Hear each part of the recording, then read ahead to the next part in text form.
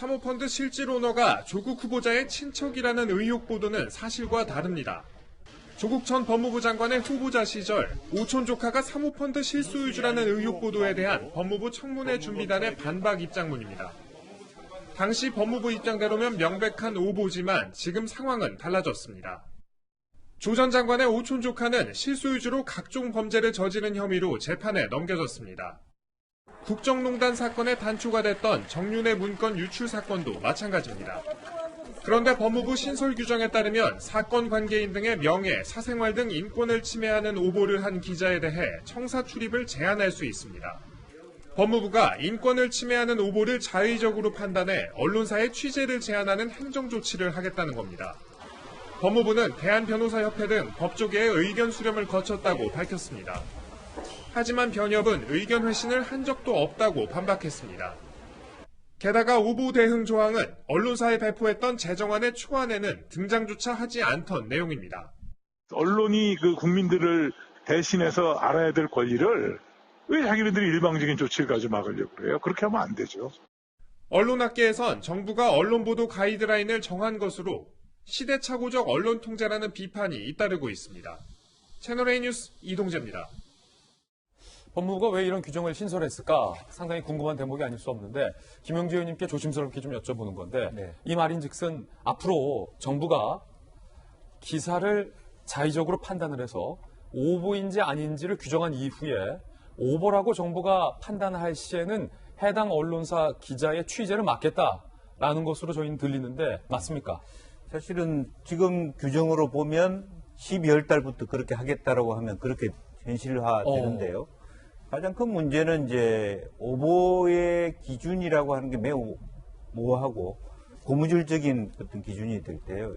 무엇이 오보인지 또 어떤 사실 근거로 보느냐에 따라서 달라지고 또 지극히 자의적인 해석이 가능한 부분입니다. 그래서 개인의 감정이 들어가서 어떤 특정 언론을 배제할 수 있는 그런 식으로 된다면 어떤 말하자면 검찰이 국민의 알 권리 또 언론에 대한 말하자면 자의적인 또 시대착오적인 어떤 그런 어떤 폐해를 만들어지게 될 텐데 결론적으로 보면 아마 이게 그 시행되기는 어려울 것 같습니다. 예. 지금도 보면 벌써 이제 자기들 스스로가 뭐 변협과 논의를 했다라고 하는데 뭐 어떤 변호사가 얘기했는데 그 변호사가 변협 소속이다 이렇게 얘기할 수도 있어요. 그럴 수도 있고 변협은 안 했다니까. 네.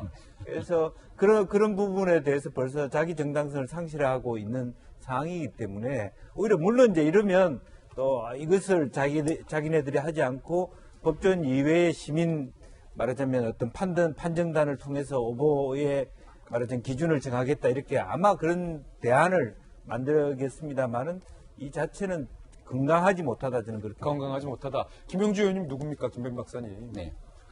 사실은 노무현 정부 때 핵심 인사잖아요. 친노 핵심 의원이 지금 꾸짖잖아요. 법무부를 건강하지 못한 생각하지 말라라는 건데 자 제가 우려되는 건 김병 박사님 정부가 불리한 이슈일 때 불리한 기사에 대해서 가짜뉴스다. 특히 해당 법무부가 조국 전 장관의 청문회 국면 당시에 그건 가짜뉴스다라고 소위 말했던 법무부의 내용이 오히려 가짜로 지금 드러나고 있는 거잖아요. 조범도 혹시 구속됐잖아요. 채널A 리포트가 너무 잘 썼다는 생각이 드는데요. 영화 지금은 맞고 그때는 틀리다라고 하는 얘기처럼 사건에 대한 시점에 따라서 지금은 정부가 얘기하고 있고 법원에서 검찰에서 얘기하고 있는 팩트만 놓고 봤을 때는 가짜뉴스가 되고 근거 없는 의혹이 될지 모르겠습니다만 사건이 깊이 있게 들어가고 나서는 그것이 팩트와 진실이 될 수 있는 겁니다. 이것을 정부가 어떻게 판단하고 통제하겠다는 거죠. 저는 제가 동아일보를 굉장히 좋아하는데요. 그 이유가 딴 데 있는 게 아니라 감사합니다. 영화 1987을 보게 되면 박정철 고문치사 사건 다들 기억하실 겁니다. 예. 과거 87년에 서울의 봄을 이끌었던 박정철 고문치사 사건은 과연 어떻게 세상에 알려지게 됩니까? 결국 그 내용을 통해서 기자가 취재하기 위해서 엄청난 노력을 통해서 아주 작은 정보를 바탕으로 끌어내는 것이지 그 당시에 있었던 언론의 보도 지침의 바탕으로 근거 없는 가짜뉴스 의혹 보도 하지 말라라고 하는 보도 지침이 있다면 세상으로부터 이런 민주주의 발전은 절대 이루어질 수 없을 겁니다. 우리 김영주 의원님 같은 경우는 80년대에 대한민국 민주화를 위해서 학생운동을 열심히 하셨던 인사이기 때문에 그럼요. 더더군다나 이 자유로운 그리고 민주적인 상황에서의 정부의 역할에 대해서 깊이 고민하기 때문에 이런 말씀을 하셨다고 저는 생각을 하거든요. 현재 정부가 가지고 있는 이런 언론에 대한 관념 그리고 법원에 대한 관념들이 과연 제대로 된 80년대에서 정말 대한민국 민주화를 이끌기 위해서 싸웠던 그런 인사들의 발언이 정말 궁금할 수밖에 없거든요. 언론이 살아있어야 대한민국에서 살아있는 권력을 누군가가 통제하지 못하더라도 여기에 대해서 충분하게 국민의 목소리를 대변할 수 있는 겁니다. 지금 조국 전 장관 사태 제가 감히 말씀드리면 언론의 자유로운 취재활동과 정말 적극적인 노력이 없었다면 과연 이 같은 상황이 올 수 있겠는가라는 생각을 지울 수가 없는데요. 왜 이런 일들에 대한 최초 수혜자를 꼭 조국 전 장관 일가와 그리고 조국 전 장관에 대한 조사를 앞두고 있는 시점에서 일어나게 되는지 많은 국민들이 궁금해하지 않을 수 없을 겁니다. 이제 김현 박사님께서는 저희 언론들의 역할이다라고 말씀해 주셨지만 사실은 저희들 이제 저도 언론인 한 사람으로서 보면 국민들께서 너무 잘 알고 계시기 때문에 그 어떤 권력도 국민의 눈과 귀를 막을 수는 없다. 저희들이 이렇게 보고 있는데 글쎄요. 제가 언론인이기 때문에 이 문제에 대해서 말씀드리기는 전 사실상 되게 조심스러운데 장관으로서 한 부처, 정부 부처를 또 운영해 보셨던 김 전 장관님 입장에서는 이 법무부의 언론 통제 논란 어떻게 보십니까? 법무부가 되게 마음이 급한가 봐요. 지금 뭐 국민들을 위하느라고 마음이 급한 게 아니라 조만간 이제 조국 장관이 이제 수사를 받을 가능성이잖아요. 출두해가지고. 그러니까 거기에 지금 포커스를 못 쳐서 훈령을 바꾸려고 하는 것 같은데 아무리 좋은 일이라도 민주주의에 있어서는 과정이 굉장히 중요해요. 어떤 과정을 통해서 이런 합의를 끌어내느냐가 민주주의의 본산이에요. 그럼 무슨 말이냐면 이제 좀 가짜 뉴스 없애보자라는 거에 국민들이 공감을 한다라고 칩시다. 그렇다라고 얘기하면 이 결정을 누가 하느냐면 법무부 혼자 할 수 있는 게 아니에요. 관계자들이 같이 거기에 동의를 해야지 이 문제가 해결이 될 수 있거든요. 그러면은 대한변협에도 뭐 의견을 묻기만 했고 답은 안 와도 묻기만 했다라는 걸로 절차를 해결했다라고 얘기하고 있거든요. 그러면 이런 결정을 할 때는 또 다른 파트너가 누구냐면 출입 기자단이 등록이 돼 있어요. 아무나 법무부 가가지고 출입을 하는 게 아니라 다 우리 언론사에서는 이 기자를 보내겠습니다라고 해서 그 출입 기자단이 있어요.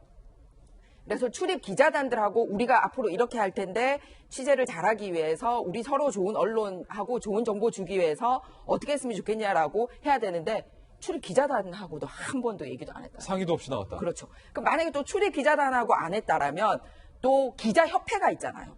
그러죠. 그러니까 이 법무부에 출입하시는 분만 아니라 다 여러 언론이 있어요. 그 중에서는 현 정부의 호의적인 언론사도 있고 아닌 언론사도 있을 거예요. 그러니까 중립적인 의견이 나올 겁니다.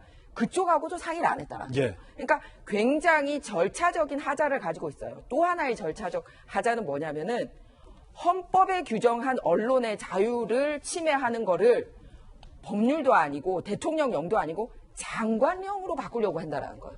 그런데 중요한 거는 지금 법무부 장관이 어떻게 되어 있죠? 공석이죠. 그죠?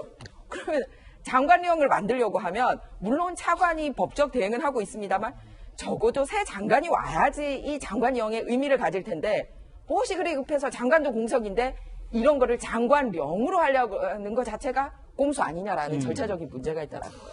그래서 이런 모든 것들에 있어서 뭐 때문에 그러냐.